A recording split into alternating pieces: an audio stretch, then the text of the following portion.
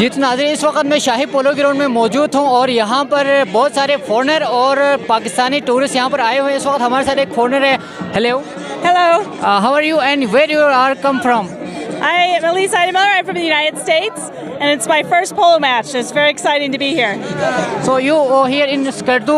So you watching polo tournament, freestyle polo match. So how you feeling here? Very excited, very excited. It's a very good sport. What do you say about the horse riding polo match? I'm sorry? What do you say about horse riding polo match? Oh, it's very exciting, and they're very good athletes, very strong teams. It's a championship, right? Go Skardu. So which team will you supporting blue or white? Blue. Blue all the way. You like blue? Yes. तो ये tourist का कहना है कि इन्होंने team Baltistan को support करी है यहाँ पर, और इनको ये नहीं पता कि टीम बल्तिस्तान कौन है और टीम स्कर्दू कौन है। So thank you so much. Thank you for having thank you, me. Welcome. You आज this on GB 2 news. Thank you so much.